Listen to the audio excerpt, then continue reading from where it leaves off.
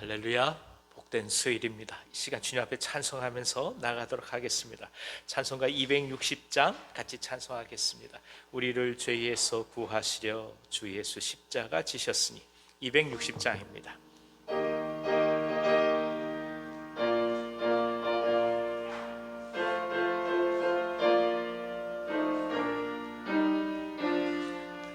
우리를 죄에서 구하시려 주 예수 십자가 지셨으니 기쁘게 부르세 할렐루야.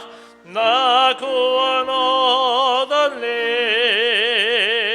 찬송하세 찬송하세 주님 나를 구하셨네. 찬송하세 찬송하세 주가 구원하셨네. 우리를 주께서 구했으니 이전에 행하던 악한 일과 주하고 더러운 모든 죄를 온전히 버렸네. 찬송하세 찬송하세 주님 나를 구하셨네. 찬송하세 찬송하세 주가 구원하셨네. 나 지금 죄에서 사함받아 거룩한 백성이 되었으니 이 육신 장막을 벗을 때도 겁날 것 없겠네. 찬송하세 찬송하세 주님 나를 구하셨네. 찬송하세 찬송하세 주가 구원하셨네. 우리가 이 세상 떠날 때에 예수의 손목을 굳게 잡고 영원히 즐거운 천국에서 주와 함께 살겠네. 찬송하세 찬송하세 주님 나를 구하셨네. 찬송하세 찬송하세 주가 구원하셨네. 우리 다 같이 찬송가 268장 같이 찬송하겠습니다. 죄에서 자유를 얻게 함은 보혈의 능력. 같이 찬송합니다. 268장입니다.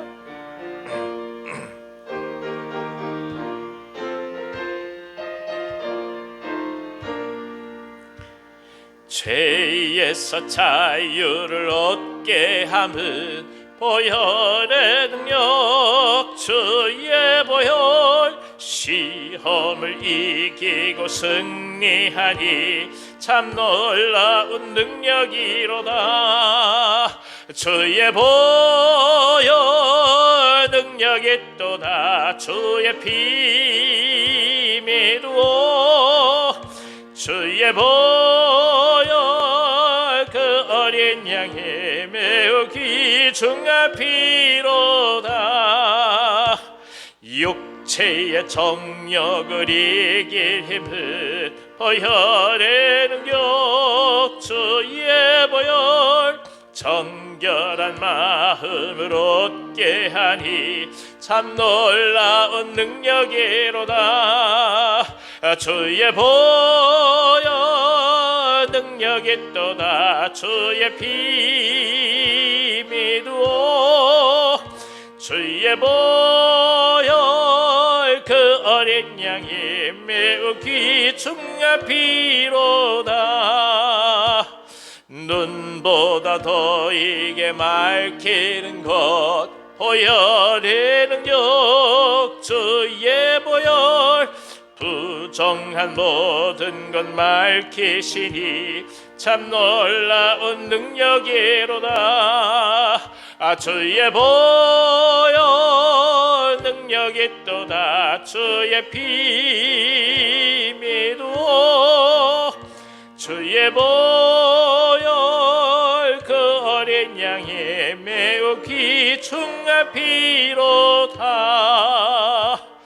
구주의 복음을 전할 제목 보혈의 능력 주의 보혈 날마다 나에게 찬송 주니 참 놀라운 능력이로다. 주의 보혈 능력이 또다. 주의 피 믿어 주의 보혈 그 어린 양의 매우 귀중한 피로다. 주의 보혈 능력이 또다. 주의 피 믿어 주의 보혈 그 어린 양의 매우 귀중한 피로다. 아멘. 아멘. 우리 시간에 302장 같이 찬송하신 이후에 우리 이선희 권사님께서 저희들을 위해서 기도해 주시겠습니다. 302장입니다. 내 주 하나님 넓고 큰 은혜는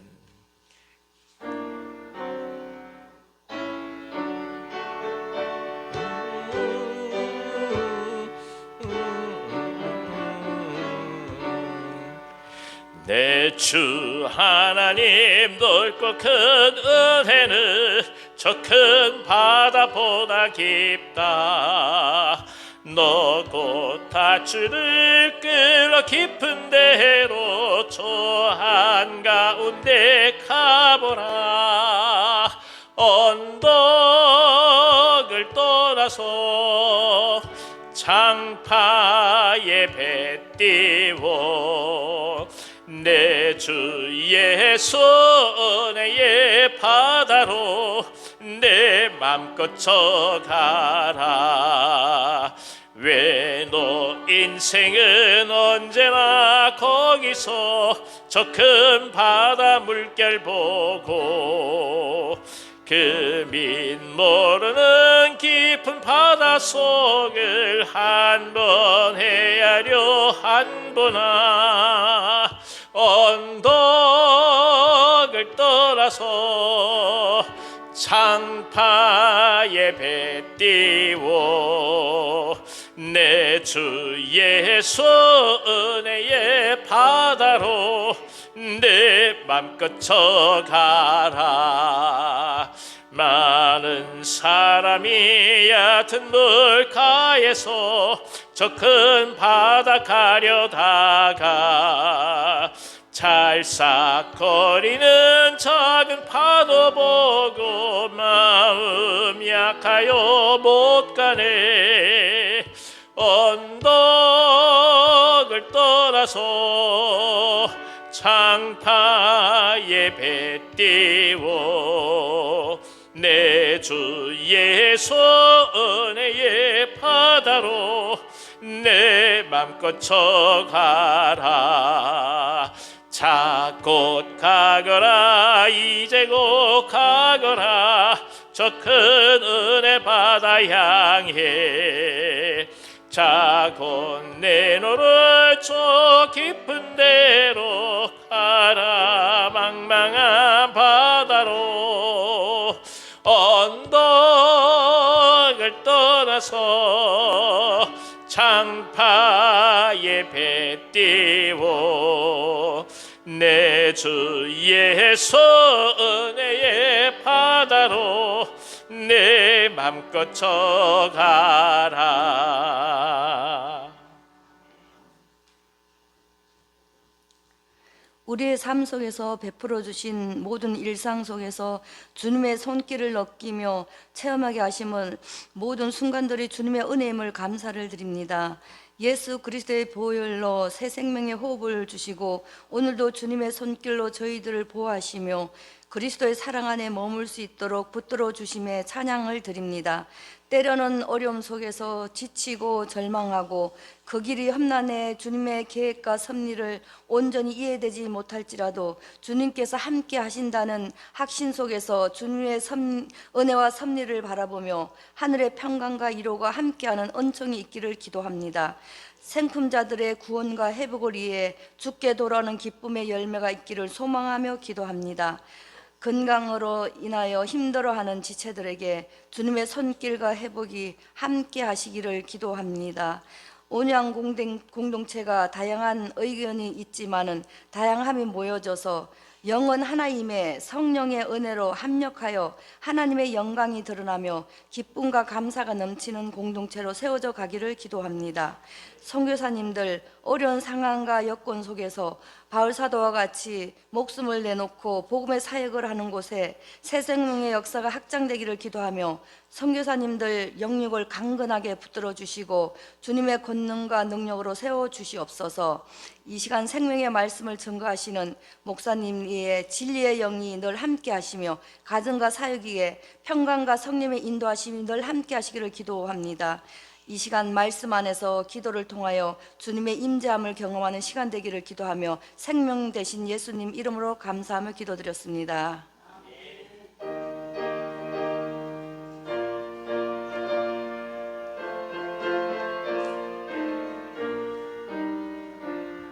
아멘. 감사합니다. 자, 오늘 저에게 주신 하나님 말씀은 구약 성경 에스라서 2장의 말씀입니다. 에스라서 2장 64절부터 70절까지의 말씀을 교독하겠습니다. 에스라서 2장 64절부터 70절까지의 말씀입니다. 제가 가지고 있는 성경으로는 구약 성경 712면에 있습니다. 구약 성경 712면입니다. 에스라서 2장 64절부터 70절까지 제가 먼저 읽습니다.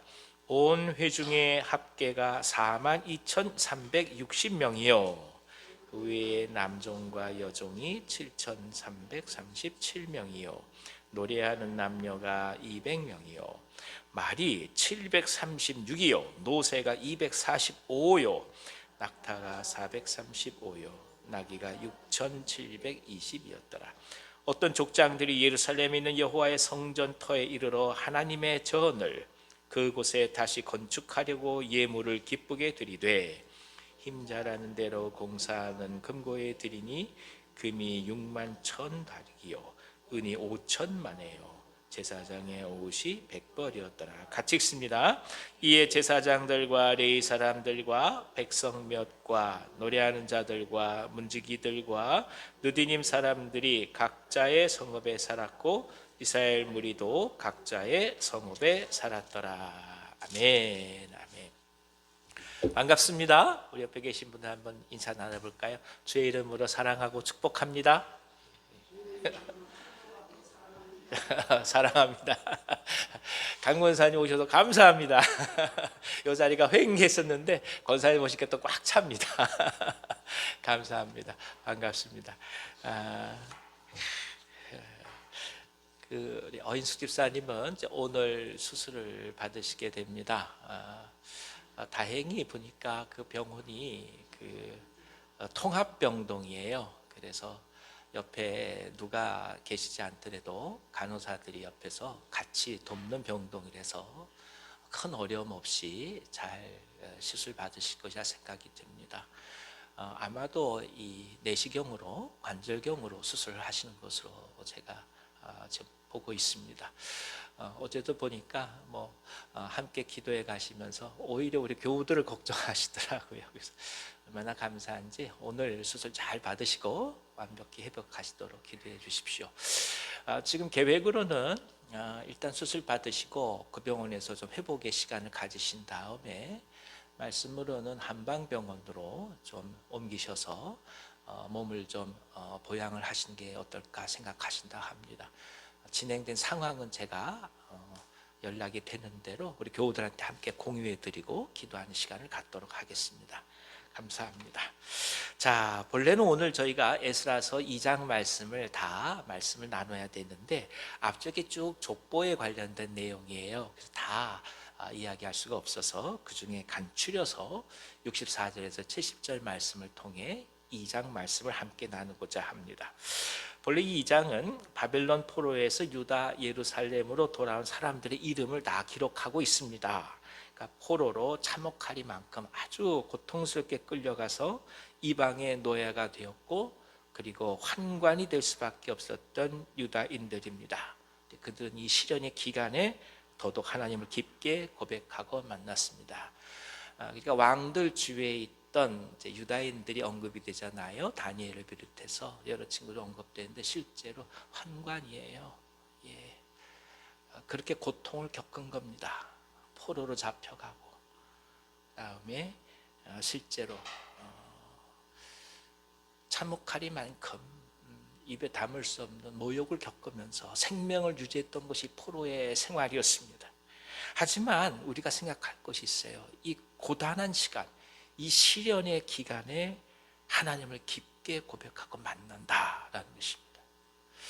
마치 야훼 하나님과의 결혼을 위해서 애굽을 나와서 시내산으로 광야에 행진을 하던 그 모습처럼 첫사랑의 회복을 선포하고 실행한 것이었습니다. 그 먼 길을 아무런 보장도 없이 모든 것을 버려두고 떠났다는 것입니다. 그러니까 모험의 길이요 용기가 없이는 불가능한 길을 걸어가고 있는 것이죠. 우리는 여기서 중요한 신앙인의 모습을 찾게 됩니다. 오늘 이 말씀을 통해서 성령께서 저희 가운데 은혜 주시기를 원합니다. 자, 64절부터 67절까지 한번 읽어주세요. 시작. 온 회중의 합계가 42,360명이요 그 외에 남종과 여종이 7,337명이요 노래하는 남녀가 200명이요 말이 736이요 노새가 245요 낙타가 435요 나귀가 6,720이었더라. 자, 이 말씀에서 우리가 먼저 살필 것은 이들의 귀환이 절대로 타의에 의해 이루어진 것이 아니다라는 겁니다. 끌려가는 것은 타에 의해 끌려갔죠. 하지만 돌아오는 것은 타에 의해 오는 게 아니에요. 본인들이 결단하고 선택한, 다시 말하면 자발적인 선택이었다는 것입니다. 당시 페르시아 전역에 흩어졌던 유다인들을 대략적으로 추산해 보면 아마 수백만 명 정도에 이르지 않았을까 그렇게 추정을 합니다. 그 중에 예루살렘으로 돌아오고자 하는 사람들이 얼마입니까? 42,300명이니까 굉장히 적은 숫자입니다. 다시 말씀드리면 하나님의 말씀과 하나님의 은혜에 들은 사람은 많아도 감동되어서 결단한 사람은 적다라는 겁니다. 이게 중요해요. 듣는 사람은 많아요. 그러나 그것 때문에 감동이 되어서 삶의 방향을 결단하는 경우는 드물다는 겁니다. 실제로 하나님의 감동에 응답한 유다인은 많지 않았습니다. 비록 고레스가 칙령에 의해서 예루살렘으로 돌아갈 수 있는 법적인 근거를 만들어줬다 해도 돌아갈 수 없는 재물과 삶의 터전이 있는 이상 서둘러 떠나는 것은 어려울 수밖에 없었습니다. 그러니까 이미 터를 잡고 있는 이상 돌아가기가 어려운 거예요. 예를 들어서 저희들이 예전에 일정시대 때 많이들 끌려갔잖아요. 징용으로 끌려가기도 하고 그 다음에 일본 본토로도 끌려갔습니다. 그곳에서 어느 정도 터가 닦이면 오기가 어렵잖아요. 해방도 한다고 쉽게 올 수 있는 게 아닙니다. 모든 것을 다 놓고 다시 무일푼으로 시작해야 되는 삶이니까 그걸 누가 쉽게 생각하겠어요. 하지만 유다인들은 그 선택을 했다라는 것입니다. 제사장들 포함해서 근 5만 명이 이 길을 떠났습니다. 하나님의 성전을 향한 그들의 열망과 정성이 어떠했는지를 상징적으로 보여줍니다. 이것에 대한 시편이 여러 편이 기록되어 있는데 그 중에 137편에 보면 이렇게 기록하고 있습니다. 한번 들어보십시오. 우리가 바벨론의 여러 강변 거기 앉아서 시온을 기억하며 울었도다. 예루살렘아 내가 너를 잊을진데 내 오른손이 그 재주를 잊을지로다. 내가 예루살렘을 기억지 아니하거나 내가 너를 나의 제일 즐거워하는 것보다 지나치게 아니할진대. 내 혀가 내 입천장에 붙을지로다. 얼마나 간절히 사모하고 애달파했으면 혀가 입천장에 붙을 정도로 그렇게 예루살렘과 그 성전을 사모했는지를 시편은 우리 가운데 얘기하고 있는 거죠. 그러니까 이런 사모함이 있을 때는 이제 내가 얼마나 가졌냐 이게 중요한 게 아닌 거예요. 내가 어디서 어떻게 기반을 닦고 사느냐 이게 중요한 게 아니에요. 어찌됐든지 간에 이러나 저러나 하나님의 전으로 가고자 하는 열망이 모든 것을 다 덮을 정도로 강렬했다는 것입니다. 그것을 얘기합니다. 노예의 삶을 사는 동안 그들이 70년 동안 마음속에 유일하게 품었던 것은 바로 예루살렘 야훼의 성전이었습니다. 그 신앙 아주 깊은 대대의 집에 내려오는 여러 가지 얘기들 보면 이런 일화가 있죠. 뭐 몸이 아프니까 아유 오늘 아파서 교회 못 가겠어요. 그러니까 어머니 당장 불러 세워놓고 죽더라도 교회 가서 죽어. 예전에 그러셨어요, 진짜. 그러니까 이건 경험한 분들만 알아요. 아이 오늘은 좀 쉬고 싶은데 어머님이 절대 허락을 안 하세요. 죽더라도 하나님 나라 가서 죽는 거야. 네, 그것이 사실은 지금 보면 참 어떻게 보면 좀 무모할 정도로 보이지만 그러나 그렇게 고백하실 수 있었던 것은 하나님의 전이 얼마나 소중하고 하나님 나라가 얼마나 귀한지를 우리 어른들은 알고 계셨기 때문 아니겠습니까? 아마 그 심정이 좀 이런 심정일 거예요. 아무것도 없고 고달픈 길을 떠나 함에도 가야 된다 생각하는 것이 바로 이 마음이었을 것입니다. 하나님을 너무나 그리워한 거죠. 하나님을 만나기 위해서 그분의 그 말씀과 음성을 듣기 위해서 아니 한 번만이라도 제사장들을 통해 제사하기 위해서 70년을 한결같이 기다리며 간구하였다면 그들의 신앙을 우리가 알고 남음이 있는 것 아니겠습니까? 오히려 예루살렘에 있을 때는 이방신을 향해 제사했던 사람들입니다. 야훼와 바알을 함께 섬겼던 사람들이었어요. 약속을 잊어버리고 두 신을 섬겼던 사람들입니다마는 70년간의 연단과 시련 속에 그들은 참된 신랑인 야훼 하나님을 발견한 것입니다. 고난이 오히려 잊었던 영적 혼인의 관계를 깨닫게 한 것입니다. 사람이 좀 좋고 편할 때 알면 좋은데 이게 그렇지가 못해요. 참 인간이 이게 우리가 간사한지라 연약한지라 있고 넉넉할 때는 아름다움을 모릅니다. 그리고 다 어렵고 힘들고 아프고 깨어지고 부셔져야 비로소 그 소중함을 아는 거죠. 하나님이 더불어서 계실 때는 하나님의 소중함을 몰랐다가 이제 70년간 포로 생활을 통해서 너무나 절실히 깨닫게 되었다는 뜻입니다. 오늘 우리에게 그렇기 때문에 예상하지 못한 아픔이 찾아오거나 해결할 수 없을 것 같은 안타까움이 다가온다 할지라도 이것이 절망이 아니라 오히려 우리를 향한 희망의 메시지임을 깨닫습니다. 더욱더 하나님께 나아가고 더욱더 하나님을 사모하고 더욱더 하나님께서 말씀하신 언약을 따라 거룩한 백성으로 살아갈 수 있는 결단과 헌신을 하게 되는 기회이기 때문입니다. 어려우니까 기도할 수밖에 없는 거예요. 힘드니까 기도할 수밖에 없는 거예요. 근데 그 당시에는 어렵고 힘든 게 전부 같지만 실은 그 일을 통해서 우리가 더욱더 깊이 하나님과 교제하는 거 아니겠습니까? 그러니까 목적은 하나님과 깊이 만나는 거예요. 근데 웬만해서는 우리가 그 목적을 향해 우리 마음이 열지 못하니까 자꾸만 시련이라는 과정을 통해서 그 도구를 통해서 오히려 하나님과 더욱더 깊게 교제하게 만들어 가십니다. 우리가 아무리 어려움을 겪는다 할지라도 70년간 노예로 끌려서 살아갔던 사람들과 같겠습니까? 그래서 더더욱 하나님의 백성으로 살아가기를 기대하는 것입니다. 선택되고 부름받은 의미가 절대로 우리 자신의 삶에서 퇴색하지 않도록 더욱더 기도하면서 앞으로 나아가기를 원합니다. 두 번째 이들의 긴 여정은 다른 것이 아닌 황폐한 예루살렘을 선택하는 결단이었음을 우리가 기억해야 합니다. 아니 좀 넉넉하고 말이죠. 물도 잘 흐르고 농사도 잘 지을 수 있는 그런 곳을 선택했다면 이해할 만해요. 그럴 수 있겠다. 근데 이거는 오히려 황폐한 예루살렘이잖아요. 우리가 이것저것을 선택하는데 이쪽이 더 어려우니까 선택한다 이런 사람들이 없잖아요. 이게 믿음의 선택인 거죠. 그래서 아름다운 거죠. 70년 동안 사람들은 이런저런 기반을 형성했을 것입니다. 10년이면 강산도 변한다고 하는데 70년이니까 무려 7번은 변했다는 거 아니겠습니까? 하지만 이 모든 것들을 포기하고 예루살렘으로 돌아가고자 선택합니다. 그러니까 인간이 누리는 진정한 복이 무엇인지를 이 유다인들은 알고 있었던 거예요. 히브리서는 이렇게 선포하죠. 모세가 하나님의 백성과 함께 고난받기를 잠시 죄악의 낙을 누리는 것보다 더 좋아하고, 그러니까 왕자로서 누리고 이집트 왕궁에서 누리는 그 모든 것을 뭐라고 얘기하냐면 죄악의 낙을 누린다 이렇게 얘기해요.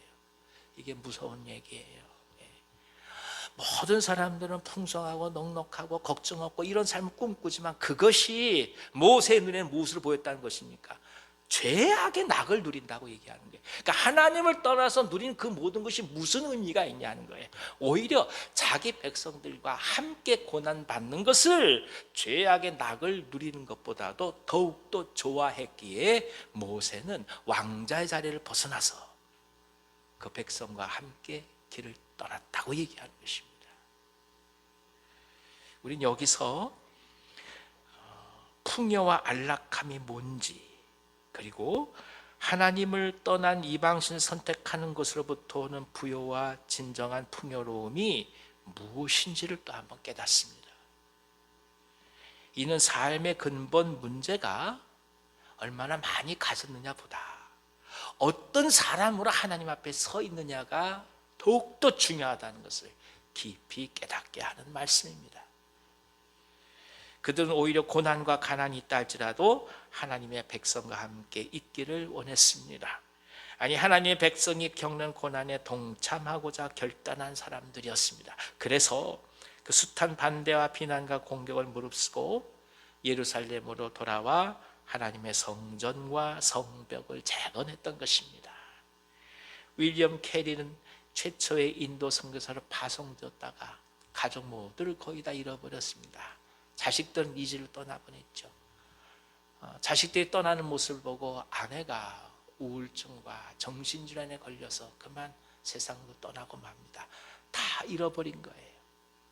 그런데 그 윌리엄 캐리가 인도를 향한 하나님의 꿈에 동참하면서 무려 24개의 인도 방언으로 성경을 번역하며 위대한 현대 선교의 아버지가 된 것입니다.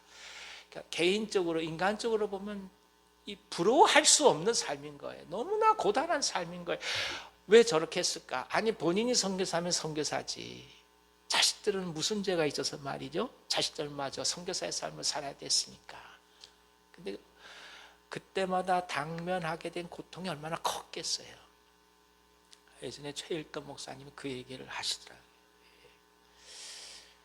그 청량리에서 이 노숙자들 먹여 살리다가 사역이 된 거 아닙니까?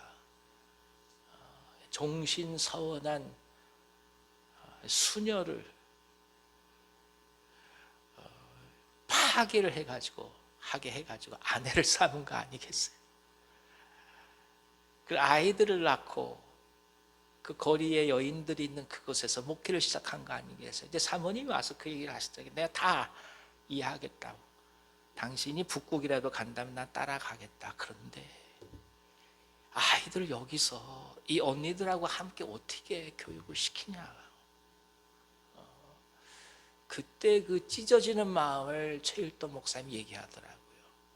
다 견디겠는데 맹모 삼천지교라고 자식들 교육을 위해서는 수도 없이 이사도 가는 게 부모의 심정인데 어떻게 자식들을 이런 환경 속에서 키우겠냐고. 사실 그게 가장 큰 시련이요 유혹이었다고 얘기를 하더라. 이게 그런 것입니다. 윌리엄 캐리가 겪었던 고단함이 무엇인지를 우리는 알 수가 있는 거죠. 그래서 이 개신교 선교사들은 아내와 자식이 있기 때문에 견딜 수 있으면서도 동시에 아내와 자식을 위해서 오는 시험이 굉장히 커요. 천주교 선교사들은 그렇게 힘들지 않은 부분도 있어요. 오히려 역으로 자기 한 몸만 간수하면 돼요. 개신교는 그렇지가 않아요. 물론 천주교 사제들은 이 가족의 아름다운 기쁨을 누리지 못합니다. 그게 큰 고통이겠죠. 반면에 개신교 선교사들은 가족을 통해서 힘을 얻지만 동시에 가족으로 인해 겪는 엄청난 유혹과 시련이 언제나 있는 겁니다. 그걸 극복해 나가야 하나님의 나라가 임하는 거예요. 그리고 우리 가운데 윌리엄 캐리 선교사님이 보여주셨기 때문에 그로 통하여 인도가 복음화되기 시작했고 전 세계 선교의 기폭제가 된 것입니다. 위대한 하나님 사람들의 공통점은 그들이 세속적 안락에 안주하기보다도 하나님을 선택했다는 것입니다. 모세처럼. 역사는 이런 사람들에 의해서 창조되었어요.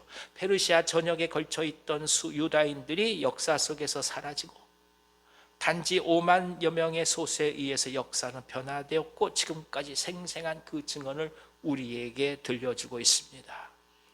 그 기반이 너무나 커서 누릴 수 있는 것들을 포기할 수 없는 사람들은 역사에서 사라진 거예요. 근데 오히려 그 모든 것들을 뒤로하고 예루살렘 향해 떠났던 자들의 이름이 오늘까지 기억되고 있는 거죠. 새 역사를 창조하는 사람들은 하나님의 뜻을 선택합니다. 저는 감히 이 하나님의 뜻에 우리가 동참해 간다고 고백합니다. 우리 권사님 아까 기대해 주신 것처럼 생각도 다르고 다 다양한 사람들이 하나님 나라의 목적을 하나에 모여서 한 길을 걸어가는 게 교회 공동체 아니겠어요? 그렇게 우리는 부름을 받고 나아가는 것이죠. 복된 삶, 참다운 삶은 세상의 평가에 있지 않습니다. 그것은 영원한 생명, 시간과 공간을 초월한 하나님의 손에 달려 있습니다. 그래서 기도합니다. 하나님 나라를 선택하기를 말이죠. 하나님의 뜻과 계획을 신뢰하며 나아가시기를 원합니다. 우리가 오늘 우리 삶의 자리에서 하나님의 성전을 세우고 성벽을 재건하기 위해서 어느 경우에는 익숙한 습관과 생각과 가치를 떠나는 용기가 필요할 때가 있습니다. 그때 떠날 수 있기를 기도합니다. 멀리 떠나서 떠나는 게 아니라 내가 생각하는 가치의 틀을 떠나는 거예요. 그럴 때 하나님의 나라가 임하는 거예요.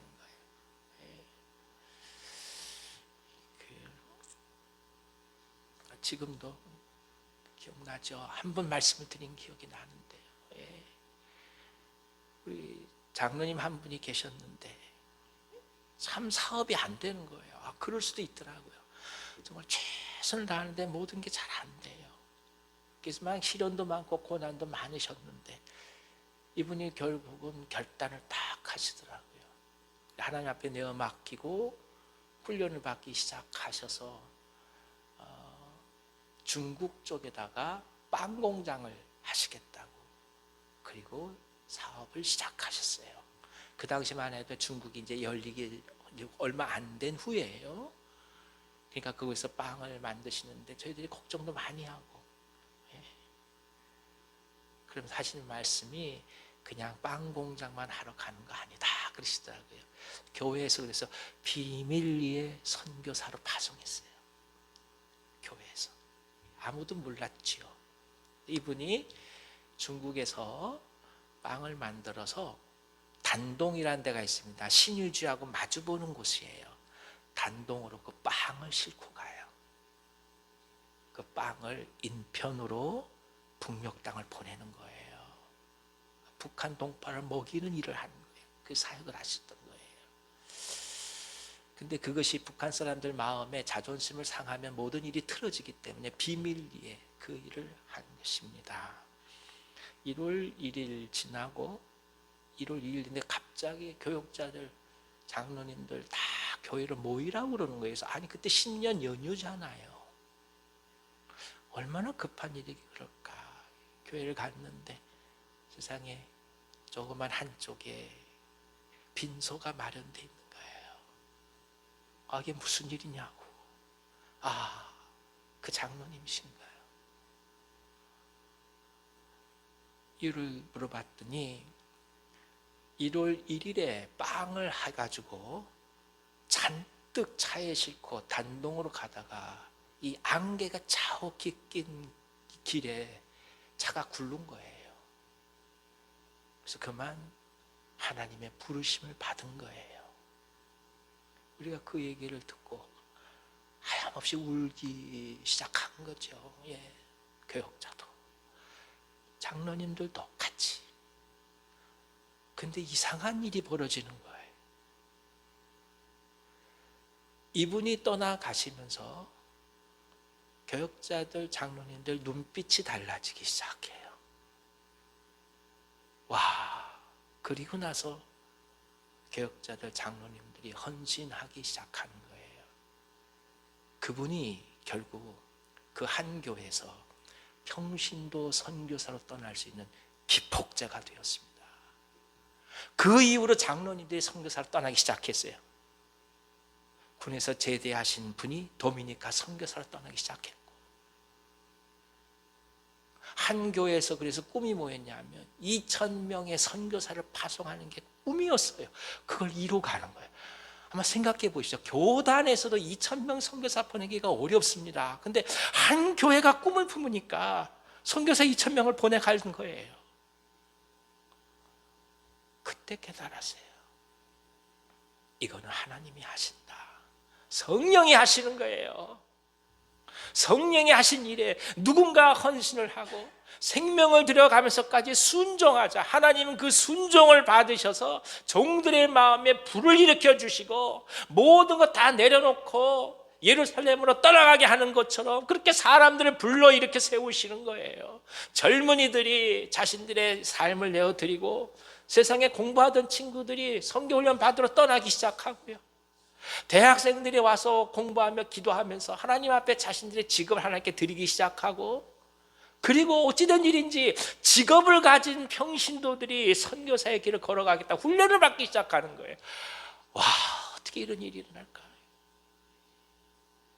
그게 하나님의 역사예요. 우리는 그 꿈을 바라보면서 가는 거예요. 각자 우리 모두는 자신의 삶의 선교사로 파송되는 것입니다. 믿지 않는 내 남편 때문에 내 가정의 선교사로 파송되는 거고요. 어찌 보면 내 일터가 믿지 않는 곳이니까 그곳에 우리가 선교사로 파송되는 거고요. 어느 경우에는 내가 전혀 알지 못하는 어떤 단체 속에 소속되면서 그곳에 하나님 나라를 세우기 위하여 선교사로 파송되고요. 조금 더 큰 은혜를 받아서 배 타고 떠날 수 있고 비행기 타고 떠날 수 있는 분들은 해외에 가서 선교 사역을 하는 것뿐인 거예요. 결국은 뭐냐, 모든 기독교인들은, 모든 크리스찬들은 각자 삶에서 선교사로 살아가는 거예요. 이걸 입술로 고백할 수 있어야 우리가 오늘 우리 속에서 불타오르는 하나님의 영을 경험하는 거예요. 힘들죠, 아프죠, 병들죠, 가까운 사람들이 떠나기도 하죠. 어느 경우에는 사업을 때로는 잃어버릴 수도 있죠. 별별 일이 다 있지만 그 모든 일들 속에서 하나님이 어떻게 역사하실지를 바라보면서 오늘 내 안에 불이 타오르기 시작하는 거예요.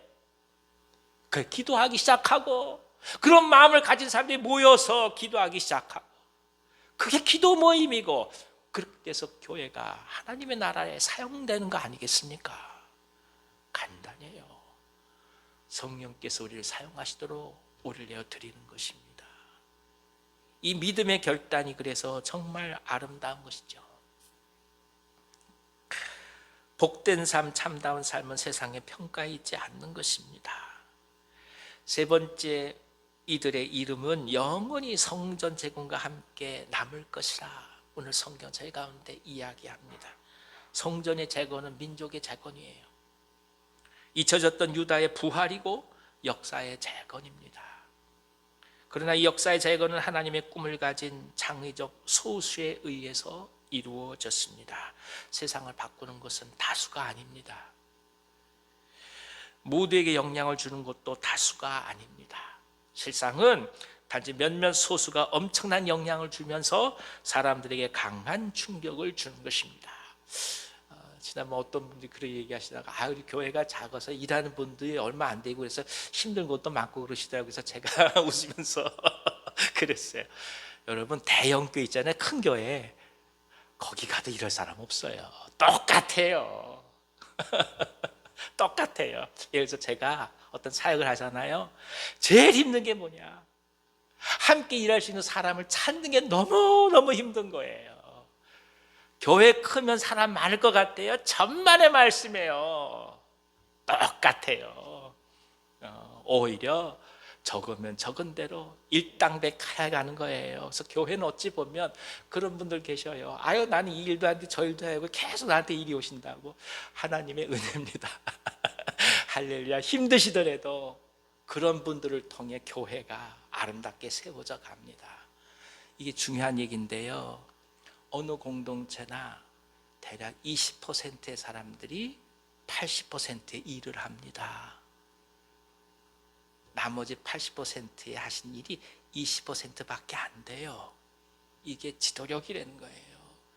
각자 주신 하나님의 은사 속에서 하나님 나라를 이뤄가기 때문에, 그래서 사람 없다고 불평할 거 없어요. 없으면 없는 대로 우리가 해가는 거예요. 이가 없으면 무엇으로 삽니까? 잇몸으로 사는 것입니다. 걱정하지 마세요. 염려하지 마세요. 있는 그대로 우리 속에서 이루어가신 하나님 나라를 바라보며 가는 것입니다. 새로운 것을 만드는 사람들은 드뭅니다. 꿈은 대가를 지불하고 모험을 할 수밖에 없기 때문입니다. 어떻게 예루살렘까지 근 4개월이나 걸리는 길을 떠날 생각을 했겠습니까? 도중에 유명을 달리할지도 모릅니다. 도적들이 나타나기도 하고 기후와 사나운 짐승들에 의해서 어떤 사건이 일어날지 모릅니다마는 그들은 선택했고 그 길을 떠났습니다. 그리고 예루살렘에 도착한 것입니다. 창의성은 모험을 두려워하지 않을 때 얻어집니다. 왜 그들인들 두렵지 않겠습니까? 다 두렵죠. 하지만 도중에 하나님께서 지키신다는 믿음이 있었기 때문에 도전을 했던 것이죠. 믿음이 없으면 언제나 생각의 무덤에 던져질 뿐입니다. 우리에게 믿음을 주셔서 하나님의 꿈을 이뤄가는 창의적인 도전이 우리 가운데 가득하기를 기원합니다. 하나하나 만들어 가는 거예요. 하나님의 역사를 바라보면서 지혜를 구하면서 어떻게 인도할까를 소망하며 가는 거예요. 이번 주에도 주일날 이렇게 함께 모여서 얘기를 하고 계획을 세웠는데 이거 좀 어떤 많은 아이들이 나오신지 얼마나 감사한지 몰라요. 생각하고 기도하고 나가다 보면 하나님께서 이런저런 모양으로 다 인도해 주십니다. 영성의 사람은 꿈의 사람이에요. 꿈의 사람은 믿음의 사람이기 때문입니다. 자, 68절로 69절 읽어주세요. 어떤 족장들이 예루살렘에 있는 여호와의 성전터에 이르러 하나님의 전을 그곳에 다시 건축하려고 예물을 기쁘게 드리되 힘 잘하는 대로 공사하는 금고에 드리니 금이 6만 1,000다리기요 은이 5천만에요 제사장의 옷이 100벌이었더라. 하나님의 전을 세우기 전에 예물을 즐거이 드리기 시작합니다. 하나님과의 만남, 관계성이 얼마나 소중한지를 알게 하지요. 어려운 상황 속에서 최선을 다해 역량대로 드릴 만큼 그들은 감동되었습니다. 그 역사의 중요성을 알고 있었습니다. 물론 세스바살에 의해서 필요한 것들이 지원됐을 것입니다. 그래서 결국 성전을 세워가는 꿈이 실제로 차근차근 진행되고 있다라는 것을 깨닫게 합니다. 꿈을 꾼다는 것은 희망을 갖는다는 것이고, 그리고 삶의 목적을 발견한다는 것입니다. 더욱더 중요한 것은 이 꿈을 이룰 수 있는 힘을 기르고 구체적으로 그 방법을 찾아서 도전한다는 데 있습니다. 적어도 포로에서 돌아온 유다인들의 생각과 마음은 전적으로 이 성전을 재건하는 데 모아졌을 것입니다. 생각이 나뉘기 시작하면 꿈은 빛을 잃어버립니다. 하나님이 주신 꿈이 주어졌을 경우에 주야로 그 꿈을 생각해야 그 실제적인 방법을 찾습니다. 계속 생각하는 거예요. 그것 때문에 잠을 못 잘 정도로. 그럼 이루어져요. 이게 중요해요.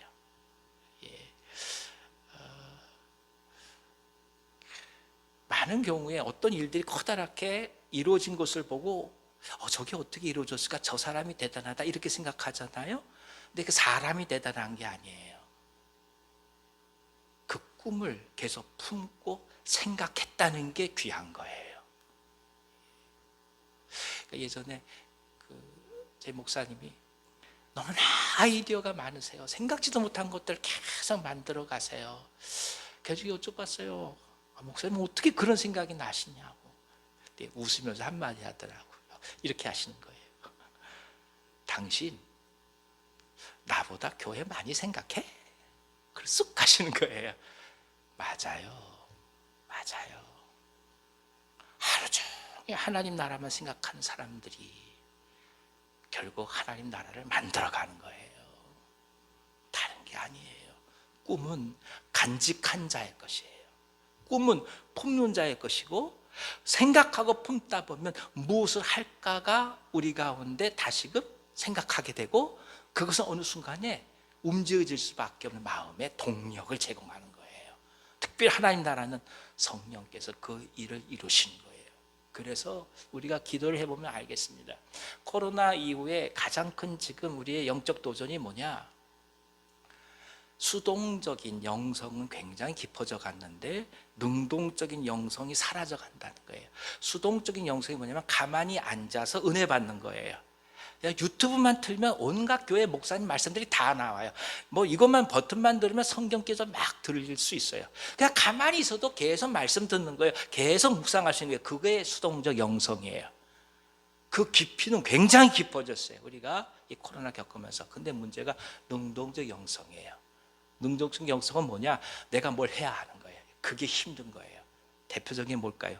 기도예요. 기도는 노동이에요. 기도는 그래서 습관이 있고 훈련되지 않으면 못해요. 기도할 때 뭐 생각해 보십시오. 기도말 하나하나 처음에 생각하는 게 얼마나 힘듭니까?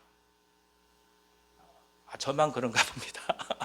힘들어요. 쉽지 않아요. 그러니까 우리가 제일 지난번 누가 그러시더라고요. 대표기도 안 했으면 저 교회 오기 편하시겠다고. 충분히 이해해요. 충분히 이해해요. 그런데요, 그렇게 편하시다 보면은 신앙이 성장을 안 해요.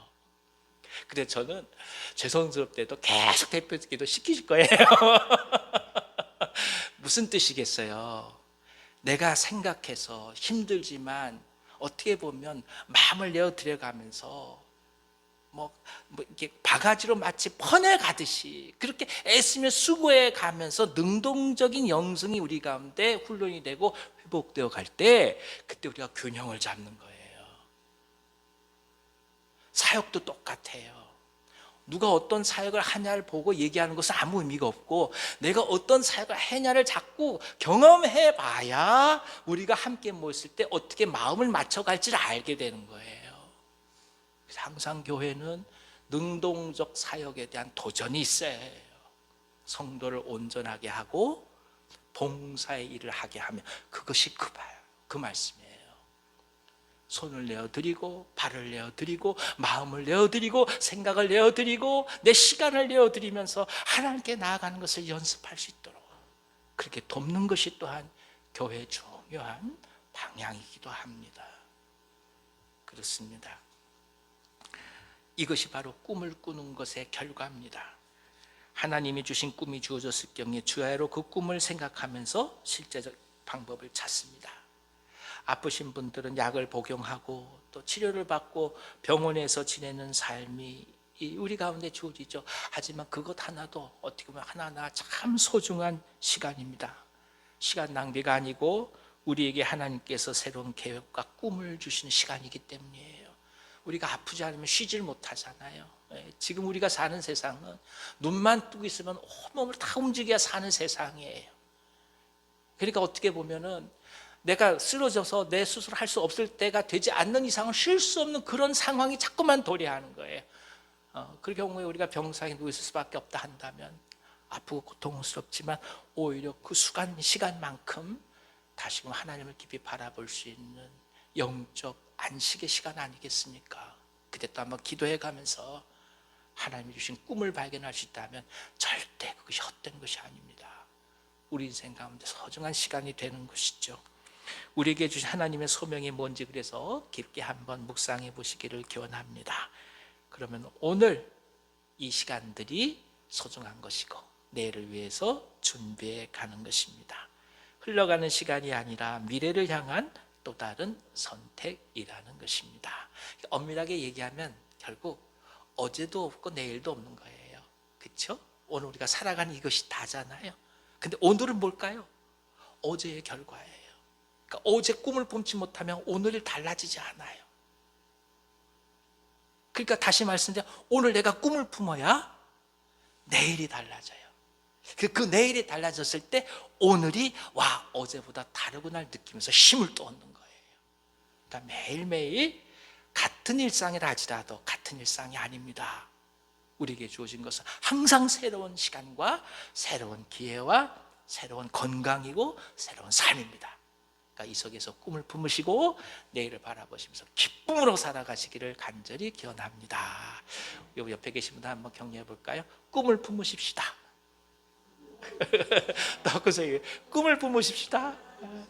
내일을 기대하십시다. 예, 그렇습니다. 여러분 간절히 꿈을 품으시고 내일을 기대하시고 오늘을 어떻게 해요? 기쁘게 당당히 살아가신 우리 모두 되기를 간절히 기원합니다. 기도하겠습니다. 하나님 아버지, 우리 안에서 하나님의 전을 계속 새롭게 세워주시니 감사합니다. 믿음의 전이 세워지게 하시고 생명의 성전이 세워지게 하시고 회복의 성전이 이루어지게 하시고 세상을 향한 긍휼의 성전이 세워지게 하옵소서. 미래를 그리스도 안에서 깊이 바라보게 하셔서 하나님이 주시는 꿈과 소망과 기쁨과 담대함의 역사가 우리 인생 가운데 가득하게 하옵소서. 예수님의 이름으로 기도하옵나이다. 아멘. 우리 다 같이 찬송가 359장 찬송하겠습니다.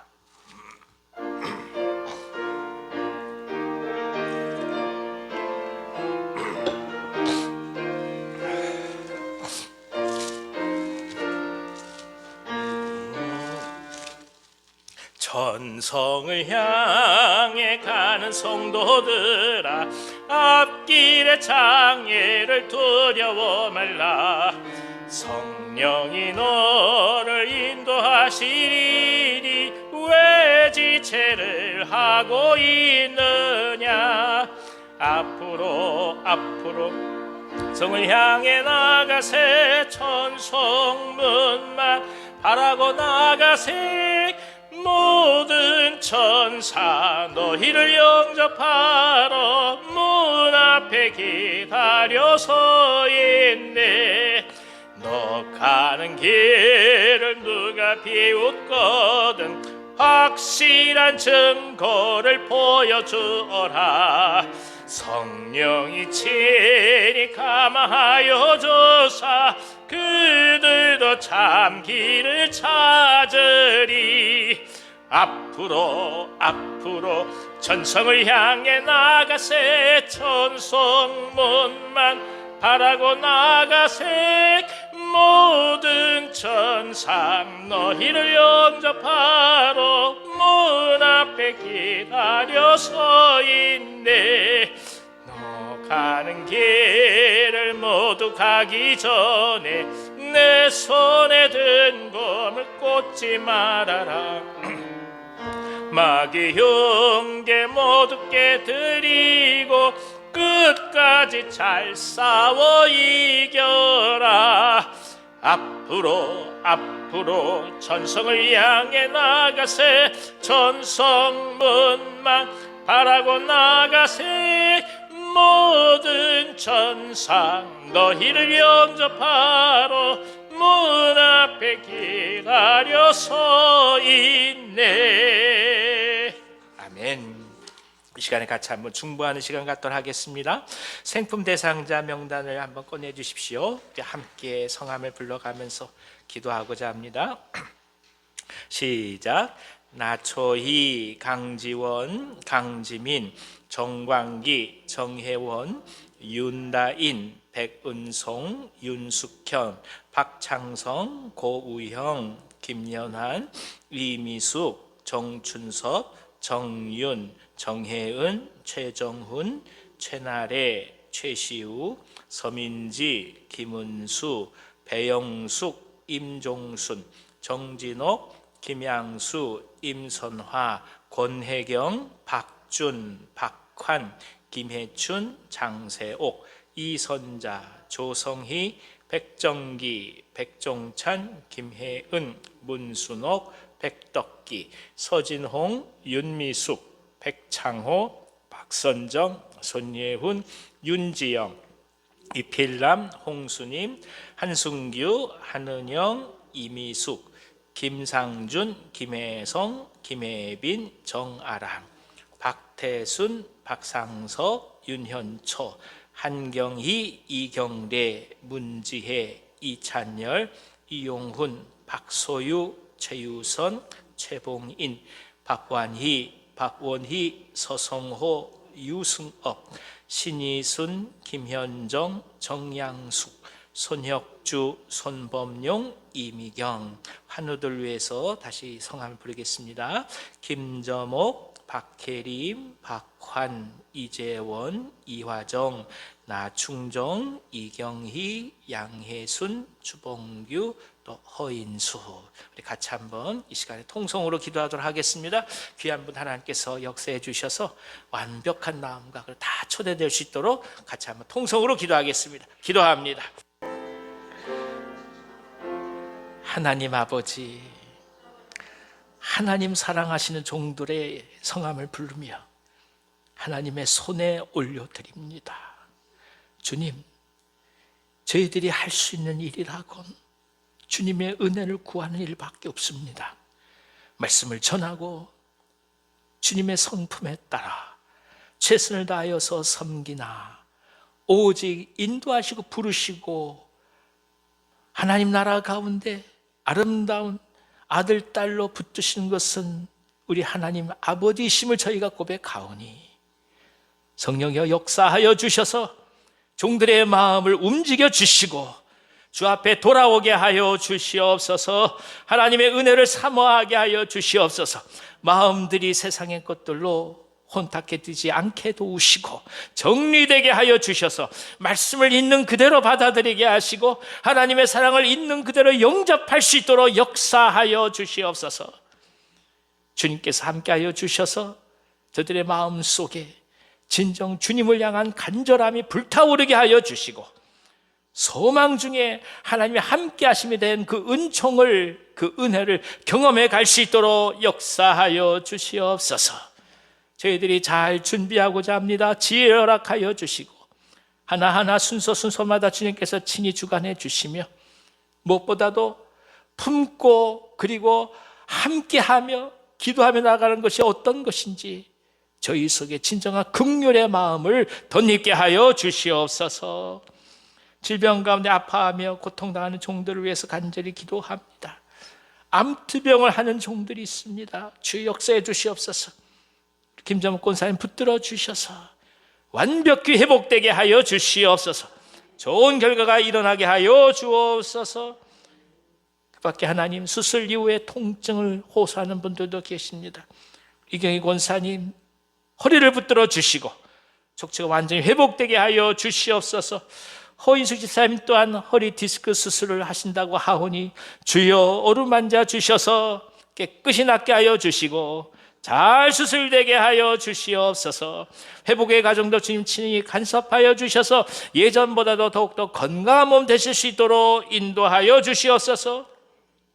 나충정 집사님 붙들어 주셔서 오랜 지병 가운데 주 앞에 간절히 기도하며 나아가십니다. 주님이시여 함께하여 주셔서 하나님부터 12개까지 주님께서 친히 붙들어 주시고 보호하여 주시고 인도해 주시옵소서. 양군사님 하나님 앞에 간절히 기도한 것이 되 계십니다. 몸으로 마음으로 참 많은 어려움을 겪고 계시는데 성령께서 위로해 주셔서 주님께서 동행하여 주시고 동무가 되어 주시고 친구가 되어 주시고 외롭지 아니하도록 도와주시고 아프신 곳까지라도 주님 다 치유하여 주시옵소서. 주봉규 선생님 하나님께서 함께 해주시길 원합니다. 선망 증세로 쉽지 않은 하나님 앞에 기도할 수밖에 없는 상황입니다. 주의 역사해 주시고 간호하시는 박 권사님 함께 해주셔서 잘 감당하시도록 도와주시고 건강을 허락하여 주시옵소서. 이 밖에도 하나님, 질병 가운데 간절히 기도하는 종들이 있습니다. 오랜 시간 동안 치유를 간구하는 종들이 있습니다. 한 분 한 분 주님 찾아가 주셔서 격려해 주시고 위로해 주시고 새 힘을 다하여 주옵소서. 가족들 가운데 함께하여 주시옵소서.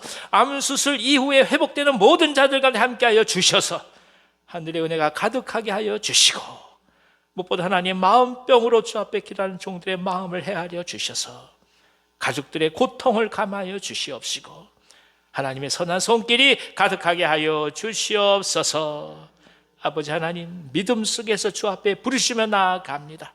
종들의 가정 주님 축복하여 주셔서 하나님의 말씀이 살아 움직이게 도와주시고 성령의 역사 속에서 진정 예루살렘의 성전이 우리들의 모든 삶 속에서 계속 다시금 세워져 가게 하여 주시옵소서.